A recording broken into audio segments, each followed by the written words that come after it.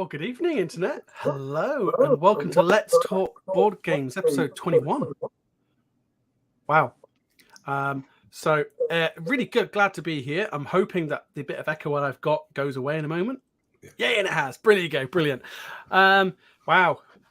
Episode 21. This has been going on quite far too long now, George. We need to stop this. No, we don't. I know, it's almost like it's become a job and actually something interesting and fun. I know. It's crazy. And we have some amazing guests coming up in the coming months, but we have a really amazing guest right here, right now.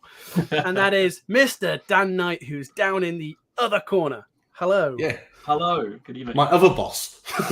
Your other boss. Oh, well, we'll allude to that in a bit.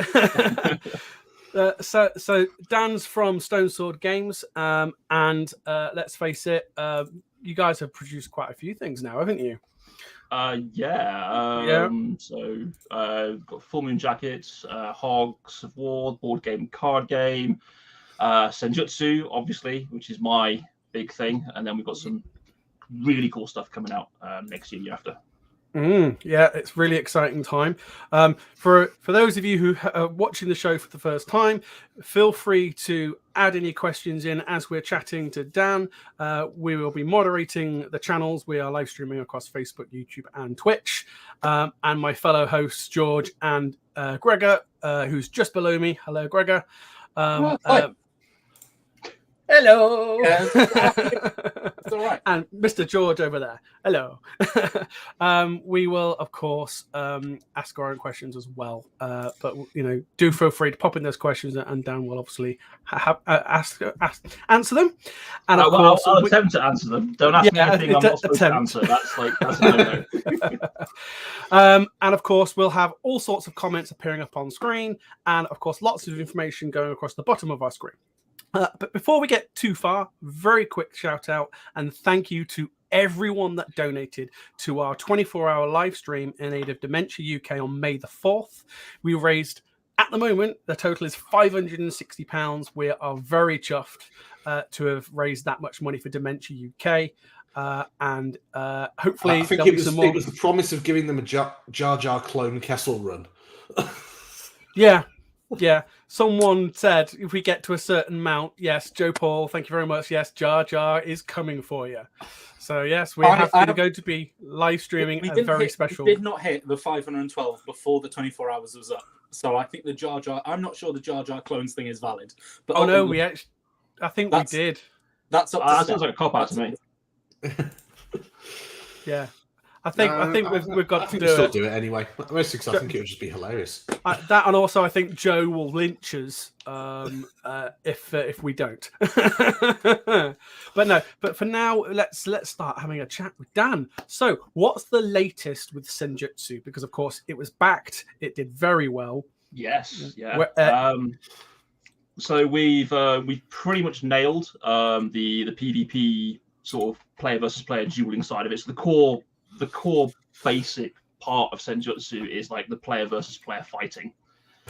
That's pretty much done now.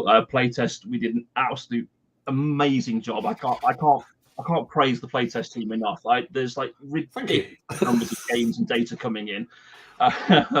So we were talking before we went live that I think the final count on reported games, that's just games where playtest team have given me data from what they've done and thoughts and things they want to change. I think we had over 500 of those reported over about 4 months. Half of those were George. George has no life, by the way. For those who unlike George has no kids. Also true. George is responsible for half the playtest forms. I mean, but that's just reported games. Beyond that, I was playing games. Then you have people who've been playing on TTS. We ran a tournament on Tabletop Simulator that got us loads of information alongside the playtest side of things. So yeah, the PvP side of it, that's pretty much sewn up. There's very little that's going to change on that now. I say this knowing that Paul is watching. Hi, Paul. Paul is making Paul is making the final art for the cards. So we've got a really nice new format and layout for the cards. Rather than Mike, our artist, he's done some absolutely gorgeous panel art for the side of the cards. So each character has their own unique artwork down the side. that's wonderful. It fits the cards really nicely. So Paul's doing those at the moment. I keep terrorizing him every hour or so by saying, hey, you know that card you've just made? Can we just move this here? And like, I've changed how that works. This doesn't do that anymore. That sounds like me. Yeah. So in theory, it's done. And I keep promising I'm not going to touch it again, and he can make the cards. So that's all sorted. We've started solo playtesting in earnest this week. The guys were doing some through the other playtest sessions as well, but we're now fully 100% focused, like laser focused on solo. Solo is going to have a campaign mode, which we mentioned at the Kickstarter. So you'll have the mics to the comic. So you'll have like a panel of comic art, which will tell the story of what's happening. And then the next page will say, for this next scenario, based on this comic page you just read, this is how you set the board up. The comic's also got its own boards and maps, which actually interact with the boards we've got. So there's one which is trying to avoid spoilers for the story. So there's one of the scenarios uses the bridge, but it needs to be a bigger map. So Mike's drawn like an extension off the bridge, so like the land that goes up to the bridge, and he's actually drawn in where the bridge has the gateposts and things. He's drawn in like a seamless join. So you put the bridge down on the table next to the comic book, and you get like a double-sized map to play on. Very nice. So that's the campaign mode. There's going to be a wave mode, so you'll get like one guy to fight, then two guys to fight, then three guys to fight, then four guys to fight. Four is pretty much where it goes wrong for you. I don't think anybody's beat 5 AI yet. So they start out on like 1 wound each. When you've beaten the boss wave, you go back and start again on 1 guy, but now he's got 2, and then the rest of the guys got 2 wounds, then 3, then 4. And the idea is you can push yourself through that as far as you can and try and beat your record as you go. So you can basically, the only limit to how long the waves go on is until you run out of cards or die, which is really cool. There's also going to be the option to just build a random AI to fight against. So you set up a single game. So you've got like a spare 10-15 minutes because it plays so quickly. You can choose a random AI to fight against. That can be a peasant Ashigaru. It can be an archer. It can be a guy with a matchlock musket rifle. Or you can have one of the named characters. So you have the master, the student. All the expansion characters will all have their own solo decks as well. So you can set up an individual game. There's going to be loads of stuff we can do with solo, and I'm going to work them crazy hard for the next 2 weeks to get that nailed down. That sounds like amazing progress is being made.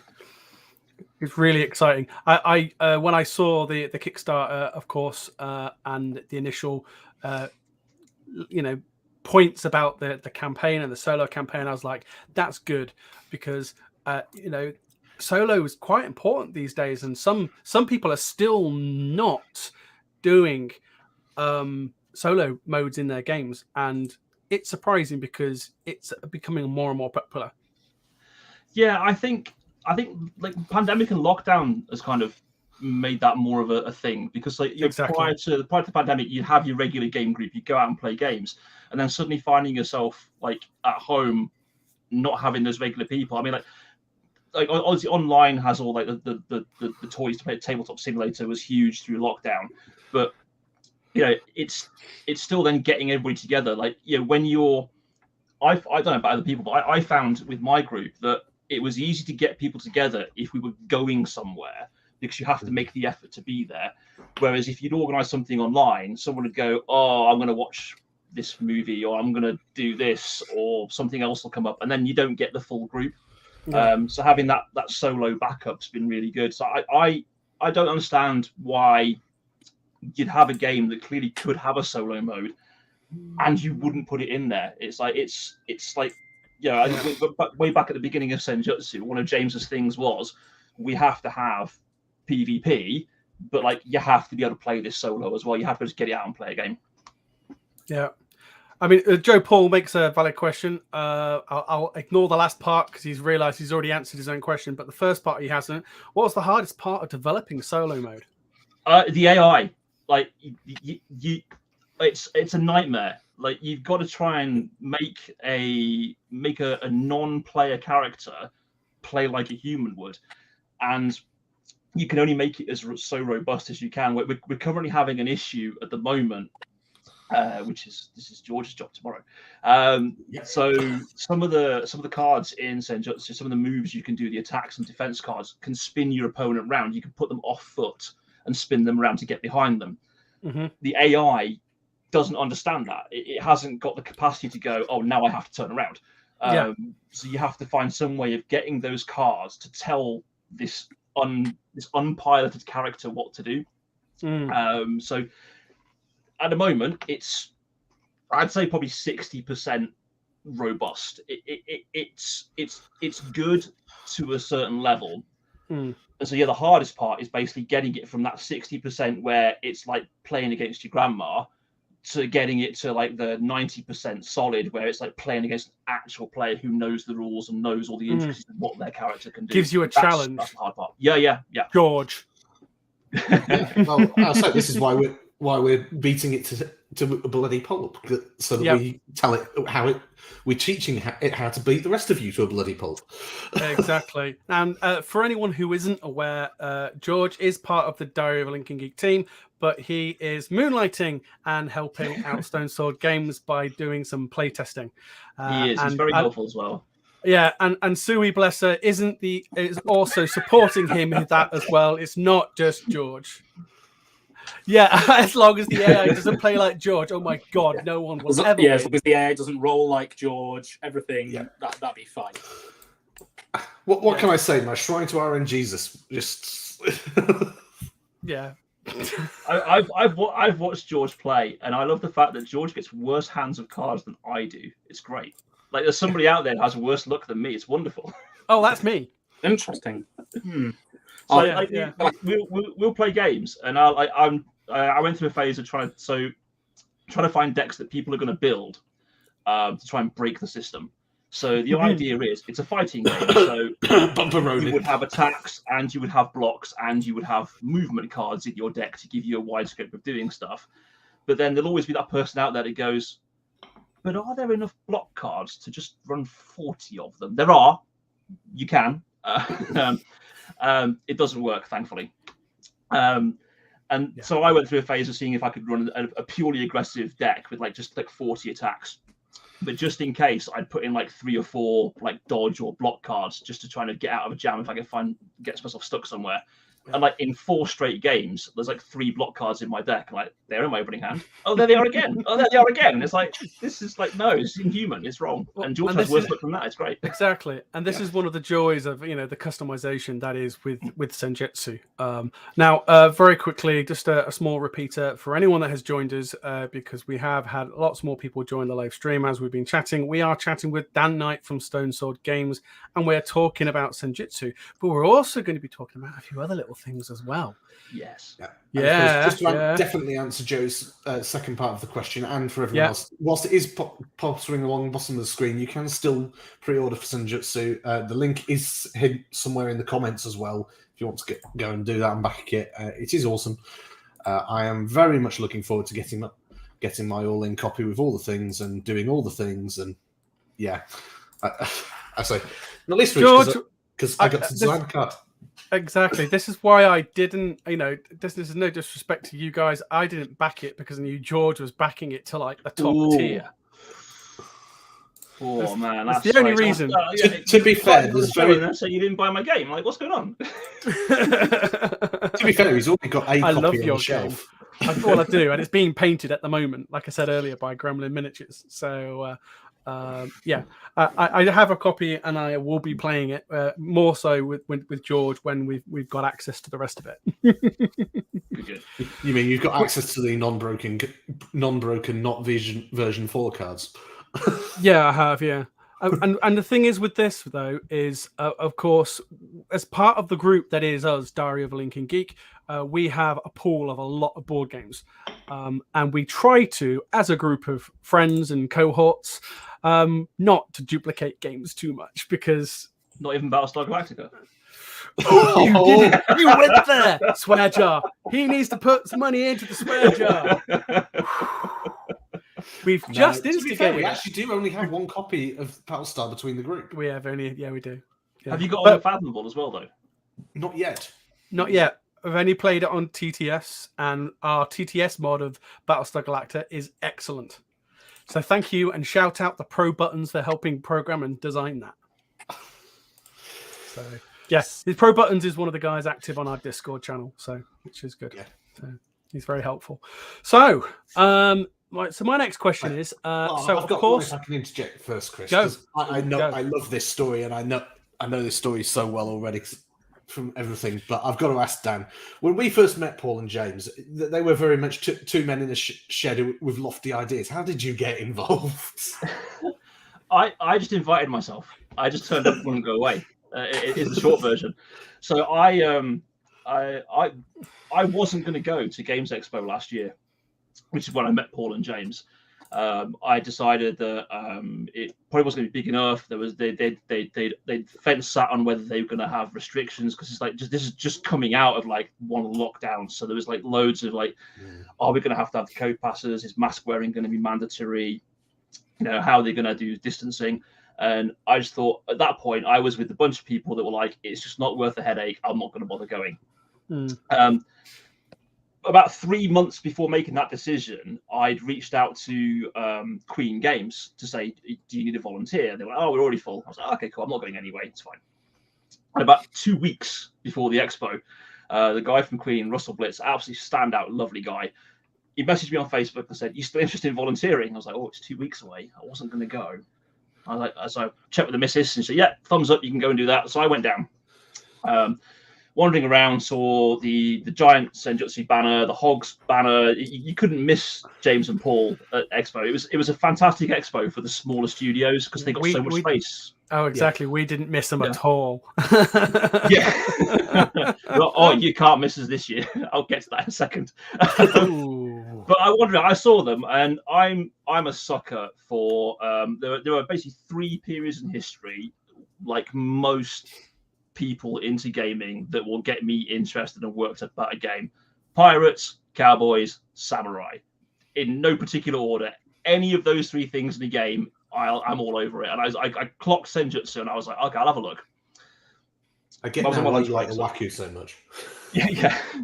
So I got my lunch break. I saw it and I was like, oh, I'll go back in a bit. It's samurai, and I was floating around. I managed to get a demo game. With Sean, I think, was running the demos last year.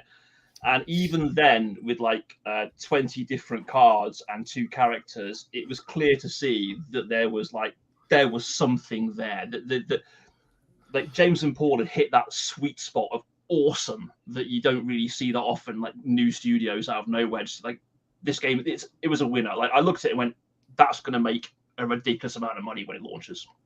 I got talking to James and Paul and mentioned, do you need like anybody to help out? Like, how big are you? This is going to be a big game. Do you want some help getting it where it needs to go? And then from there, I kind of just decided I was going to play test it. I didn't run it past them. I got home. I found the TTS mod. I found James on Facebook. I sent him a message. Do you mind if I print some of these cards and make a board and teach my mate to play this? And we'll play test it for you. And James is great. James will say yes to pretty much anything. Yeah, I found out. Yeah, cool. Yeah, go do it. And so I did. And I grabbed my friend Steve and I sat him down on my kitchen table and I said, we're playing this. It was like, what is it? I was like, it's called Senjutsu. It's samurai. You beat each other to death with giant swords. He was like, yes, cool, let's do it. Like, what's not to like? And so Steve fell in love with it. And that was it. And so from like sort of June, July after the expo, Steve and I were meeting weekly and playing 6, 7, 10 games of Senjutsu and making notes. And then I think my first interaction with James after that was like 3 pages of things where like Steve and I are like hardcore card gamers. Like I've been playing card games since like beta Magic the Gathering. Mm-hmm. Steve's 12, 20. I don't know. He's younger. He's played a lot of games. And so this 3-page list of things like, we don't like this, change this, this is rubbish, get rid of this, oh, this is horrible, don't do this is really good, do more of this.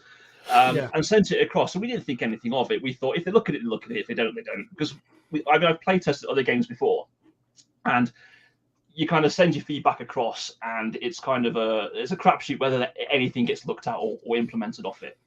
And so we thought nothing of it. And James was like, "Oh, this is really good, yeah." And the next time we loaded TTS, like everything we'd mentioned had been changed.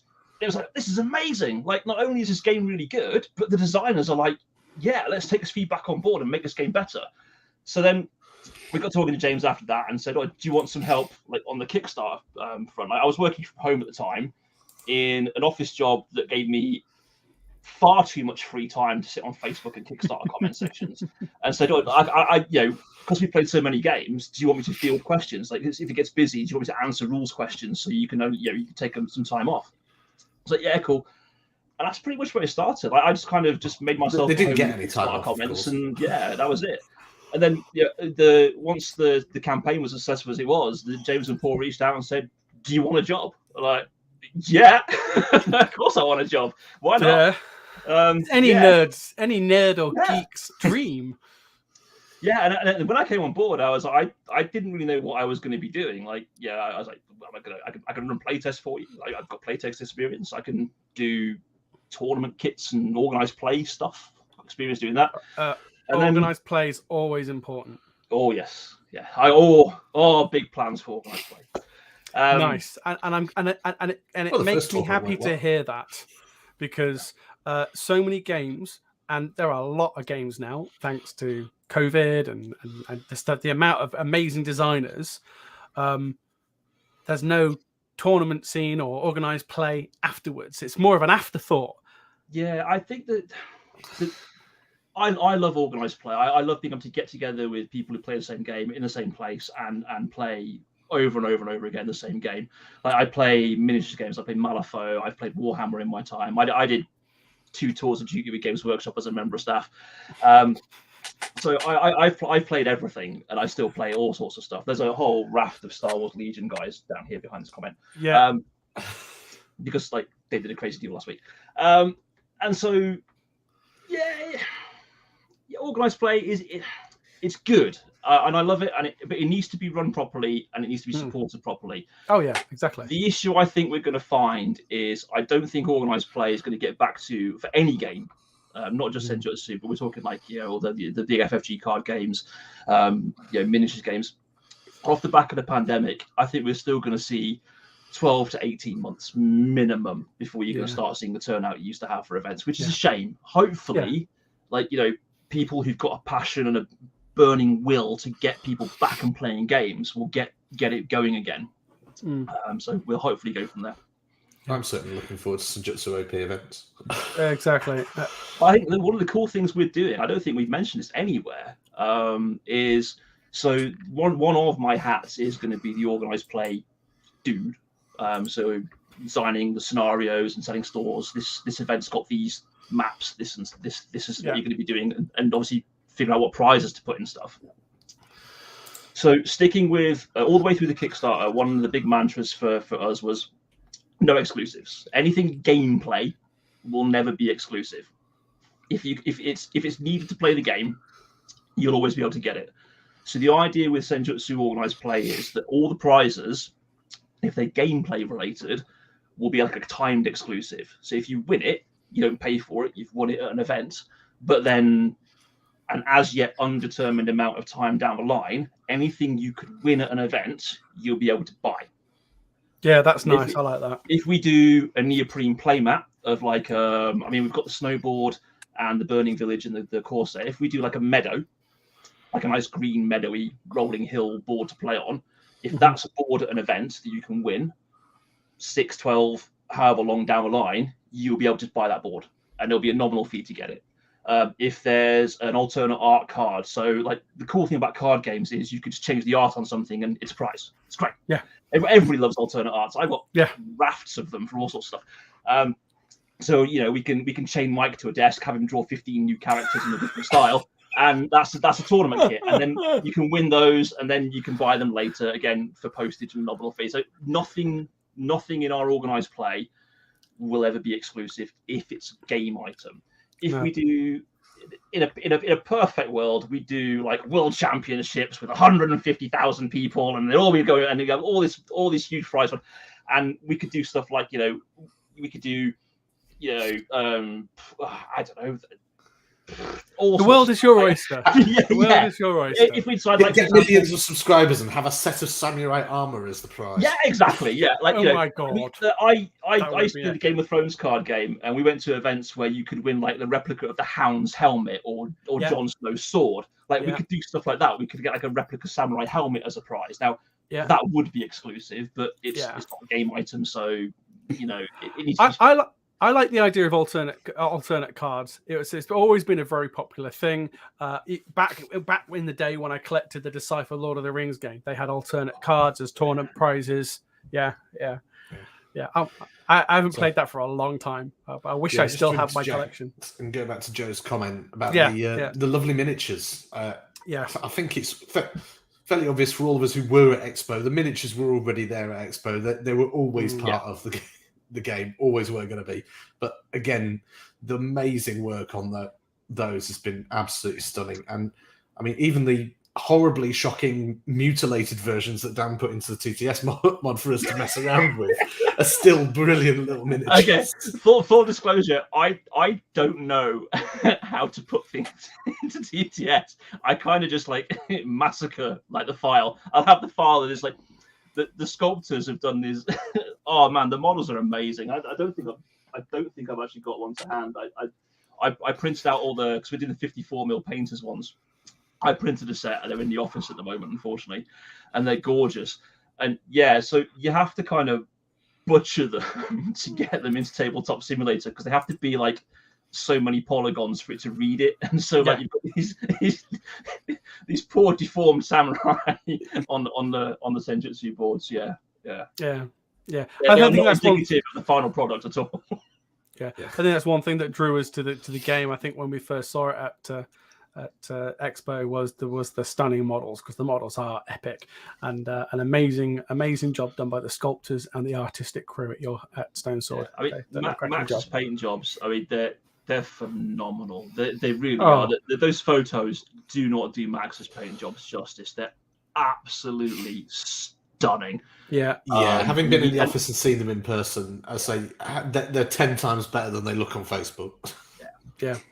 Oh, this is the thing. You know, no amount of photography can do that. I'm afraid. So Warren Jones says hello, Dan. I was.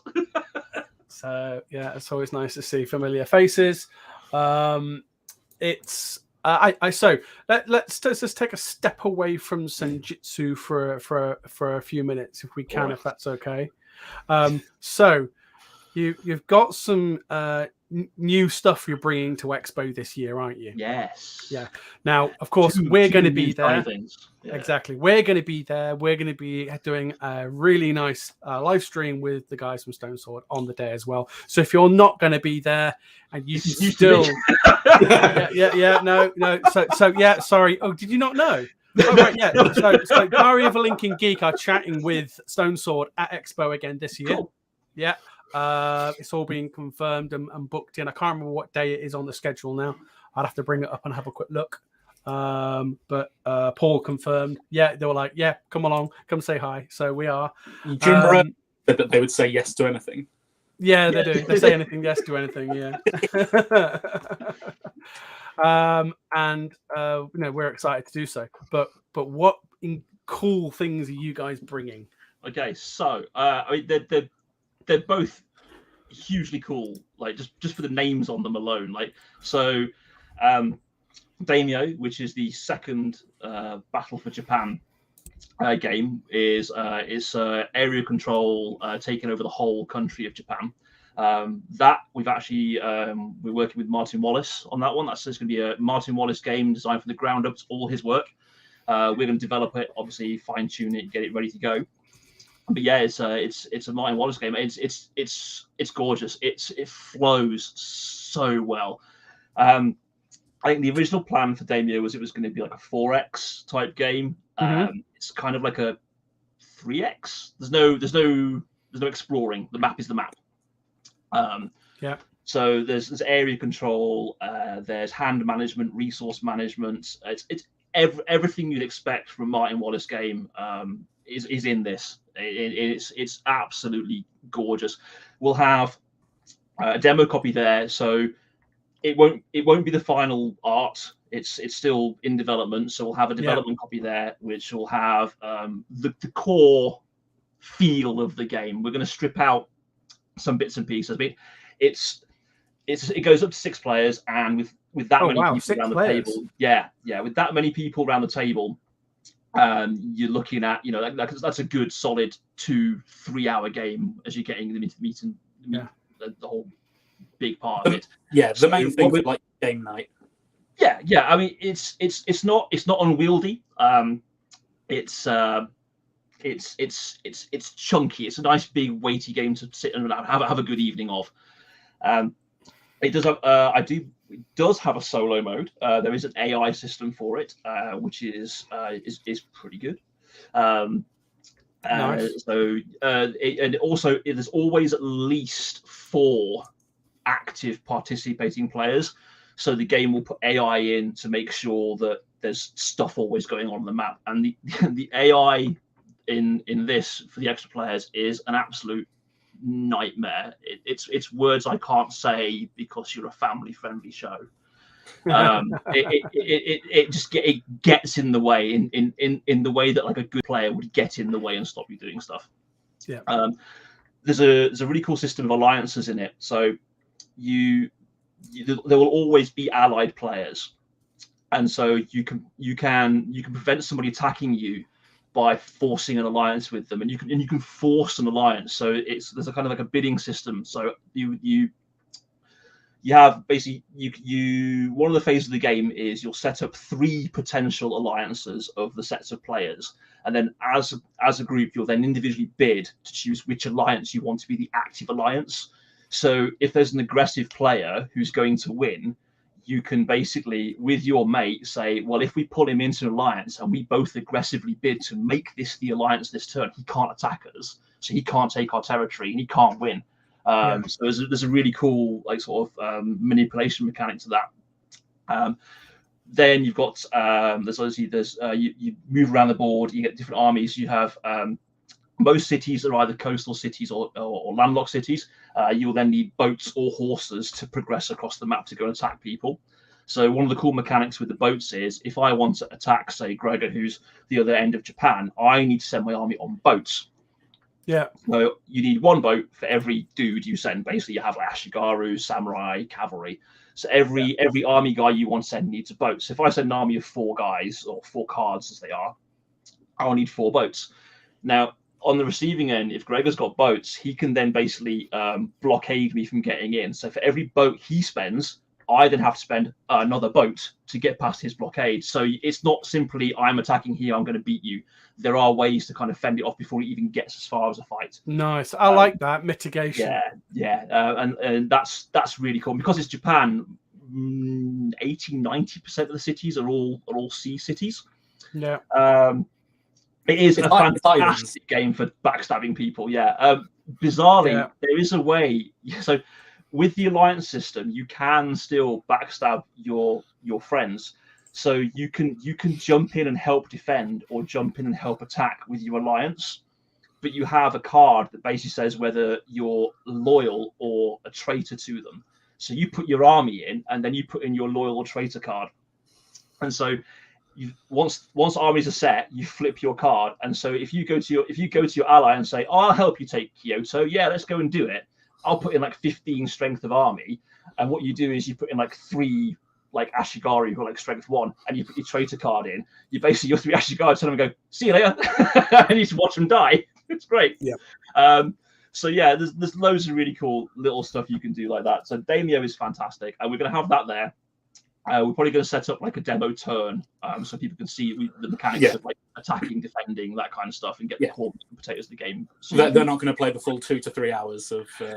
No, depending on what we get, then I live and breathe games. Anybody who knows me will tell you I live and breathe board games. So once I'm done on the stand at 6 o'clock, I will be in the open gaming area. If we can get enough material together that I can do a big game, I will certainly try, is the key word here. and I will try and get the board out. But I don't know if that's going to be something that we can do. I don't know. Yeah. But if we can, I would love to get people on to see it. I certainly love the taster we got when we came down to see you at Nottingham. Yeah, that's good. It's better now. I think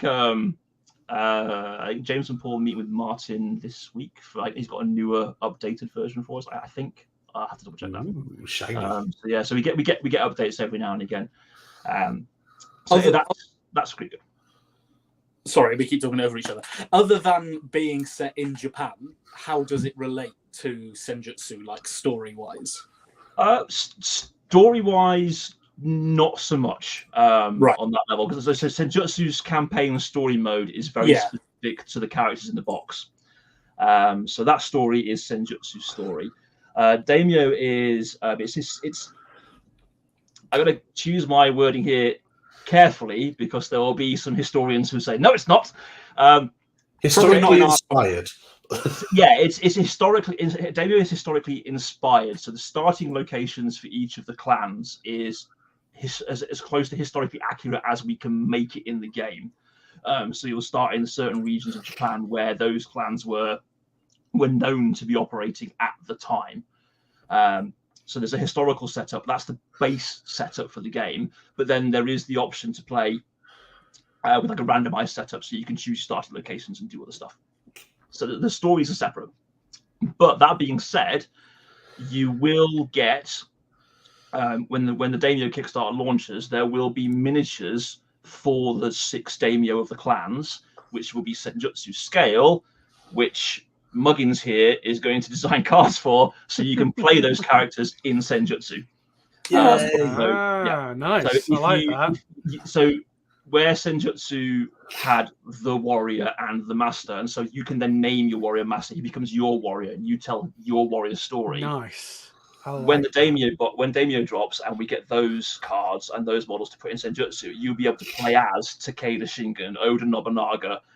So all the named Daimyo will be named characters in Senjutsu. And I think I've already mentioned to a few people, so some people do know, James is very, very passionate that Takeda Shingen should come on a horse. I don't know how I'm doing this. Do we get a horse? We know. Yeah, apparently, yeah. James is really, really, he really wants Takeda Shingen on a horse. I think I can do it. I've got a basic idea as to how it's going to work. So yeah, there should be a horse character in that. Hey, we managed to balance a dog, so I was going to say, that damn dog! No, I have nightmares about that dog. The dog. I love the model for the dog, and I love the fact that it actually is a playable character in the game. That's Senjutsu. But what was supposed to be a sidekick was, when it first came out, the most powerful character.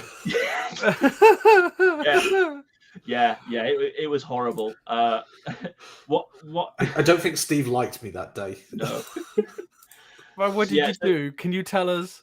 So it comes as 2 characters. Like, ultimately, at the end of the day, you've got 2 guys. Your opponent's got 1.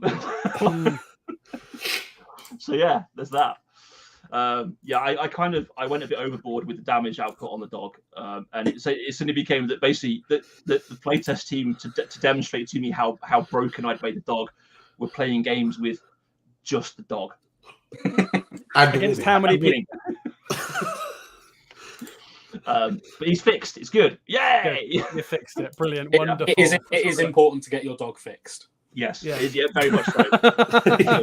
That's a public health message. Yes. That's Daimyo and Senjutsu's crossover. So there will be some crossover, but not story wise. No, that's fine. I like the fact that there's character crossovers between the 2, and I am very excited to see more about Daimyo and hopefully get a game of it maybe at Expo. Hopefully. Well, I'm just looking forward to how it all links into Yoigen at the end as well. No, that's on my list of no. Nice try. It was on the Kickstarter page. They did eventually. It's called Yugen. It's got ninja. That's all you get. No crossing the lines, please. I don't want Paul cutting us off, please, George. You may have your line. It's called Yugen. It's got ninja in it. There you go. That's all you're getting on that. But the other game we're going to have at Expo is Henry I'm gonna get this wrong again. Oberdon. Henry Oberdon. Henry Oberdon. Guy who did Parks. He has done a new game called Cosmoctopus, which we will definitely have. And going back to, you won't be able to miss us at Expo this year. We are on stand 1. Where's our stand number gone? Exciting! We're next to GW. I know that much. Wow. That is big. But so That is big if you're next to GW. No. So to make sure you come and see us and not GW, we will have, I believe it's 12 feet. We will have a 12 foot to 15 foot long inflatable tentacle. You cannot miss us this year. Brilliant. Come to the tentacle stand. Before you said tentacle, I thought you were going to say statue of one of your miniatures. No, giant inflatable tentacle. Come and find the tentacle. You'll find Stone Sword Games. So Cosmoctopus is, you are cultists trying to summon the great inkiness that is Cosmoctopus, the galactic all-devouring octopus. And so it's an engine builder. It's a card game engine builder. Nice. And the idea is you basically trying to think of the game. There are like 4 different colors of resources, and it's kind of like a Century, where you turn like one cube in one of these into 2 of these and gain 4 of those, and you mix and match your resources as you go, and then you use those to buy more cards, and you need to basically create tentacles. The first person to create 8 tentacles summons his inkiness, and Cosmoctopus arrives in all his glory. It's really easy to play. It's loads of fun. The theme for it is just fantastic. It's absolutely lovely. It really is. And definitely come by and play that. It's wonderful. Henry's done a really good job. Are we going to be able to tear ourselves away from your from Stone? No, that's the idea. Basically, that you buy your ticket. It's not UKGE. It's SSGGE. Yeah, there we go. Okay, right. Well, look, I've scheduled in time when we're not doing live streams to hopefully catch up and play some games. But maybe we'll catch you in the evening. We will be there in the evening somewhere. I mean, you won't be able to miss us. So yeah. When you said that game is at Expo, is it going to be available to buy at Expo, or is it going to be? No. It's basically it's a demo to basically show off what it is. I don't know when and how it's releasing. It's imminent. So yeah. Do you know if you're kickstartering it or just going straight to retail? I don't know. That is sadly not my department. I'm not involved in that decision making process. Don't ask, you don't know. There you go. This is true. It's so good. You get to enjoy all the fun stuff like balancing cards. Yeah. Very true. Yeah. And is that all of it? Have I seen that you're also bringing another version of Hogs of War? The miniatures is finally shipping. Yeah, not another version. A final version. It's shipping. We have a production copy. We'll have that with us. Yeah. Oh man, it's gorgeous. I saw the pictures online on the Facebook page. They look great. Yeah, I mean, it's the detail on the pieces is absolutely stunning. Like there's the little hog with the glasses. There's actually space between his face and the glasses. Like it's like I love fine duty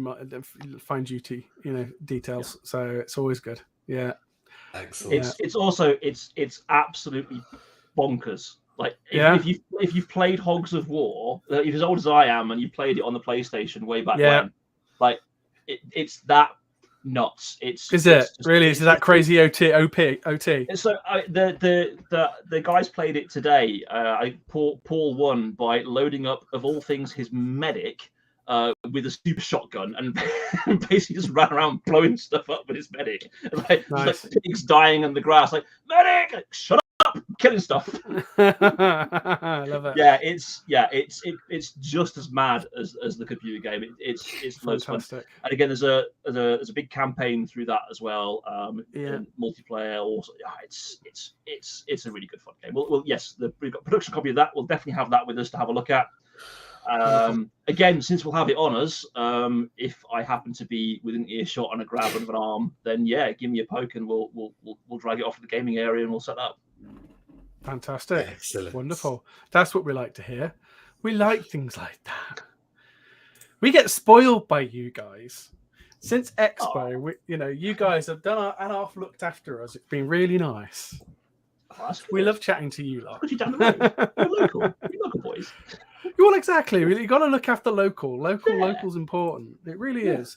So no, it goes a long way, I think, and I think that the channel, from our perspective, has been growing consistently more, and it's having great guests like Stone Sword Games on the show. This it helps. So thank you. So has anyone else got any questions? For you, Dan. Have Paul and James roped you in to help try and sign some of those? No, not me. Have they set aside a week just for signing those yet? Or? I did the maths on this. Right. So I love maths. Go on. Yeah. So the rough and dirty maths on this is, if the signature takes 2 seconds to sign, that's reasonable, right? Yeah. And it takes 2 seconds to remove a poster, an art print, and add an art print in front of somebody, assuming they're set up to just sign a conveyor belt of art prints. Yeah. And then you've got a second of, me back, I'm old. Each time. Or my wrist. Why did I agree to this? Taking a drink. Yeah, exactly. It's 5 seconds per print-ish, right? It works out to, I think, if they did it non-stop, like if they sat down at 10 a.m. on a Monday, they wouldn't finish until 6 a.m. on the Thursday. Wow. So yeah, no, that predates me. So I do not get to sign those. I was saying, I bet they're regretting committing to doing that when they hit the million. So I bet their health insurance doesn't cover them for that. This goes right back to the beginning where James and Paul will agree to anything. What can we get them to agree to this time? Yeah, anybody at Expo this year, come and find us and come and test this theory. Because I maintain there is nothing they won't agree to. Oh, listeners, there you go. So, if you bring up a bit of different disguises, you could probably get several promises out of. Yeah. No, listeners, we want some crazy suggestions, please, for the Diary Linking a Geek team to try at UK Games Expo with the guys from Stone Sword and see what we can get them to do. Oh, I'm getting fired in the morning. I love it. The thing is, our listeners are really tame. I'd be surprised. There's a couple from the live stream from 24 Hours that got us to do stupid things, like the Jar Jar RPG that we're supposed to be doing. Let's not forget getting Dan to do the Truffle Shuffle. Yeah, that ain't happening. Paul and James will agree to pretty much anything. On our live stream, our Dan. Right. We got him to do the Truffle Shuffle. Yeah. So there's a certain someone there who was responsible for that, and all you get is a smiling emoji. Come on, can come up with a better suggestion than that. Come on, Joe. You must have something we can do to them.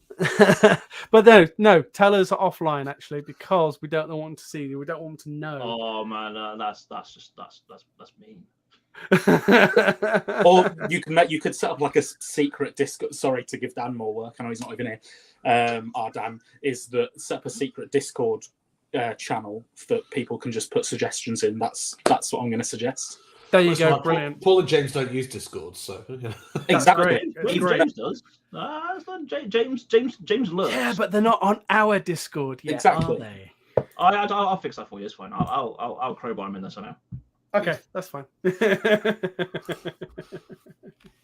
Wonderful. Well, look, I know you're a painter. I know you paint stuff. Yeah, I can see the extensive selection of toys to your right. Okay. What's your favorite piece of equipment in your utility as a painter? Come on. My favorite piece of equipment as a painter is I'm gonna out myself now. Go on, out yourself. It's this. Oh, blue tape. Oh yes. Yeah.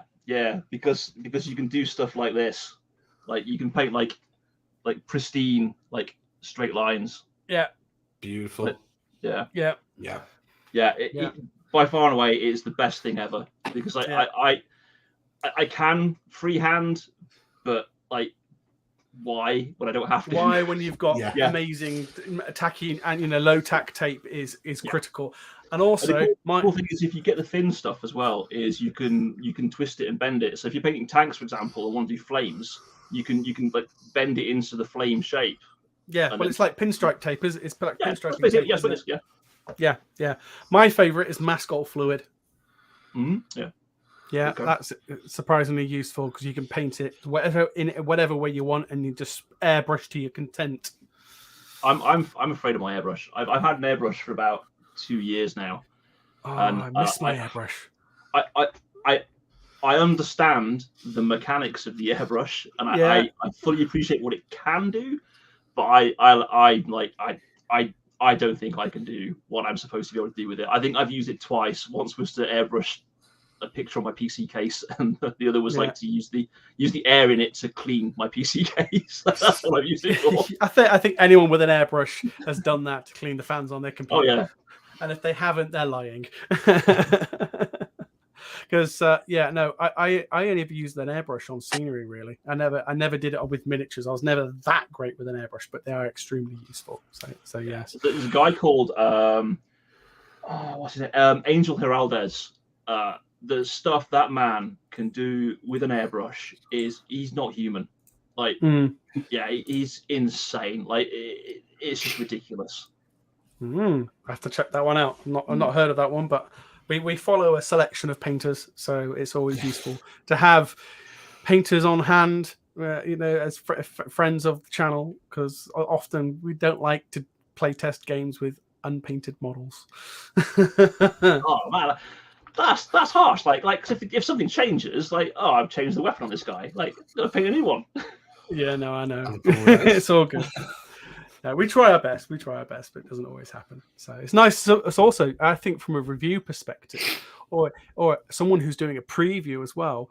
Using the miniatures as you see them is often more truthful to the consumers and the fans, so they know what they're getting rather than getting, oh, that looks a really amazing model. Oh, it's unpainted when it turns up. Well, that I didn't know. So you all remember Mage Knight and HeroClix? The paint jobs on those were horrendous. Oh man, HeroClix. Oh, what a game. Oh, great game. And Mage Knight wasn't so good, but HeroClix was a good game. But the models, Mage Knight over there somewhere. Yeah, I wasn't a big fan of it. I preferred HeroClix myself. But the paint jobs were always crap on them. I remember repainting half a dozen of them at least. Yeah.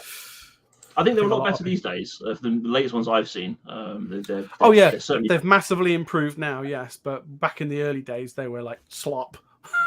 Oh, yeah. They're like, let's mass produce them. Get them out the door. Get on. Yeah, exactly. A lot of things have changed. But yeah. Fantastic. Well, look, we're at the 53 minutes on the stream. Where's that gone? Are you letting me That's never a bad thing. George, have you got any more questions? Nothing that's probably going to spoil things. So. No. Okay. That's fine. Yeah. Have you got any questions that aren't a playtest report? Yeah. Yes. Yeah, there's a place for that. Get on it. Yeah. Get back to work.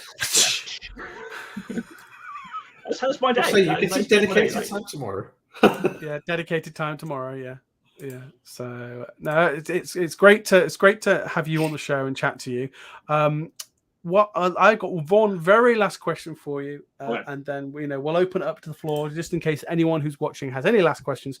But my last question to you, okay? What non-stone sword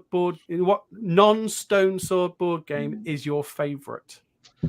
Oh, you see, that's a tough question. Like, is your favorite? Like, that changes. Like, your most recent favorite then. Most recently, most recently I've played that I enjoyed.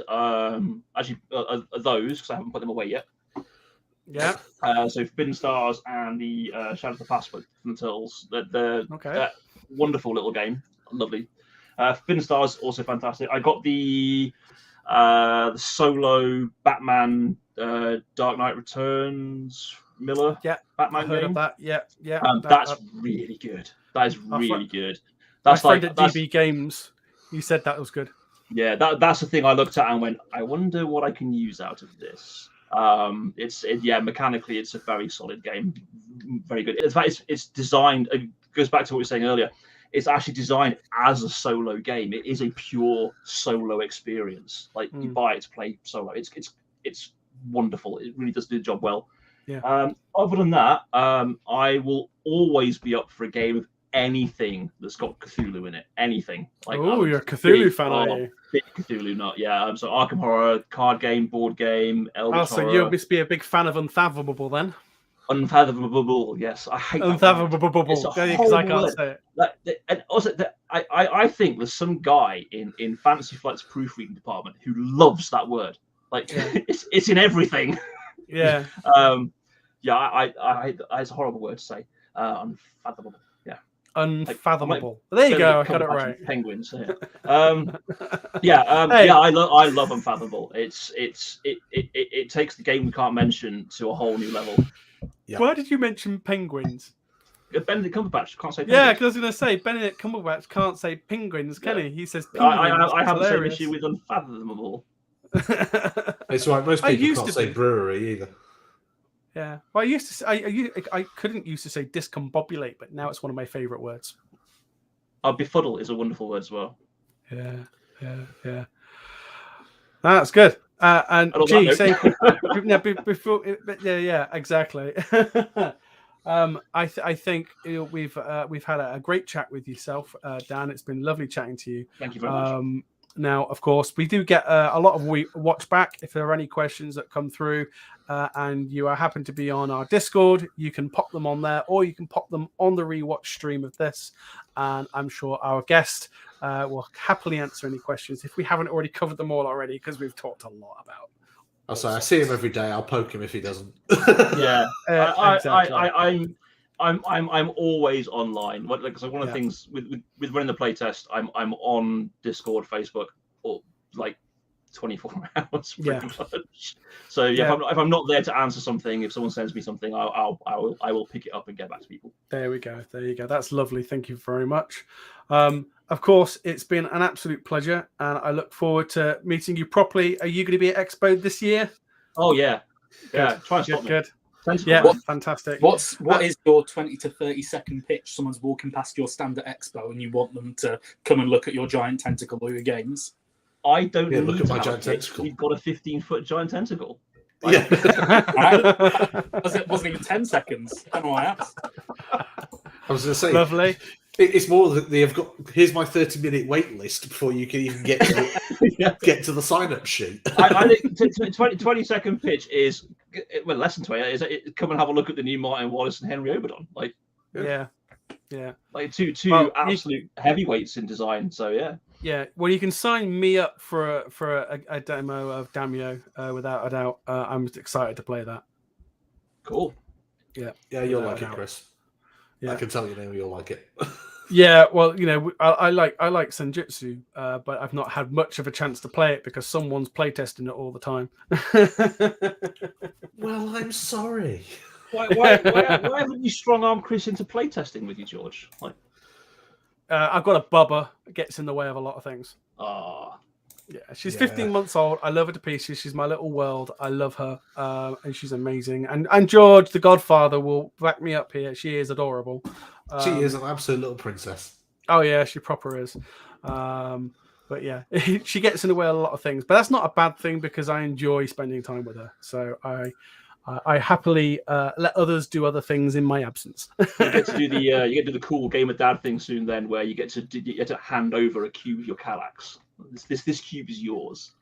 Is that what you're going to be doing? Are you protective of your Kallax? Well, look, it's not just board games in my Kallax. I was going to say, what if he's really, really bold? What he'll actually do is he'll say, "Here's your Kallax." Yeah. She's She actually, so in Amelia's room, she actually has enough space in there to have her own board game catalog. So she could always have her own if she's into board games. I'm not going to force her, but I'll be a very happy dad if she does. Because my wife's into Harbor's board the way games. forward. Yeah, Harbor Yeah, games. yeah. Like, get them while they're young. Get them hooked like cocaine. Yeah. No, we don't advocate that at all. And just as a reminder, Paul and James will say yes to anything. And again, that was your challenge for Expo. Those are the closing remarks for this story. So I'm going to get a message tomorrow from George going, Dan no longer works for Stone Sword and is looking for a job. Yeah, probably. Yeah, no, I'm sure it's not. It's all good. But yes, back to Expo. Yes, we'll look forward to seeing you there. It's very exciting. We are going to be there in force this year. It's going to be myself, George, Gregor, and Samwise. We are all going to be in attending, and we're going to all be live streaming. Sorry? Don't forget Word Nerd. Oh, and the Word Nerd, of course, which is George's delightful other half. But we'll all be live streaming. It won't just be me talking as well. There'll be some of the guys will be roped into doing some interviews as well. So you won't just be listening to my sultry voice. There you go. So those are the people who want to do it anyway. Might save my voice unless I'm reliant on a certain person bringing me a bottle of something. Well, you know I'm going to do that. That sounds like one. Yeah. Last year, he rescued my voice with a bottle of whiskey. If it hadn't been for that bottle of whiskey, I would have lost my voice. Medicinal purposes only. Yeah, medicinal purposes only. Yeah, exactly. Yeah. But no, we're going to be there chatting on Forstore. Lots of people. We currently already have, I think 20, just short of 20 live streams organized already, and we haven't even attended their venue yet. Yeah. So we're very excited.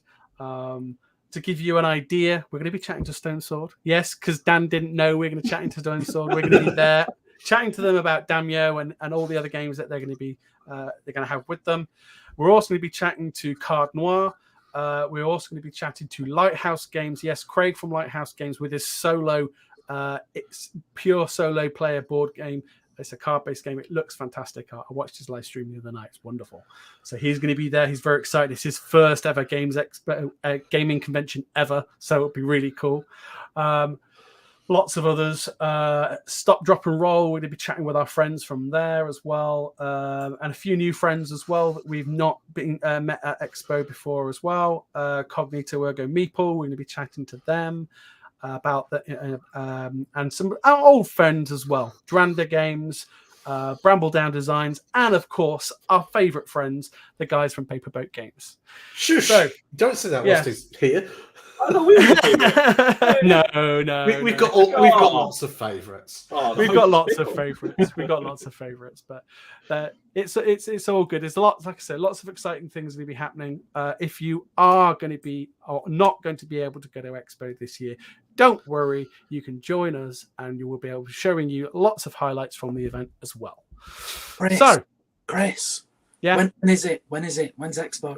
They might know these people. Yeah. So Expo George is coming when? Remind them.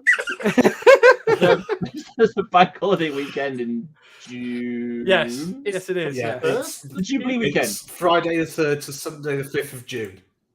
That's it. Thank you very much. Yes. So we will be there. We'll be at the press event and we're at the subsequent 3 days as well. It's all going to be very exciting. Very, very exciting. Can't wait. I'm like a kid in some kind of toy store.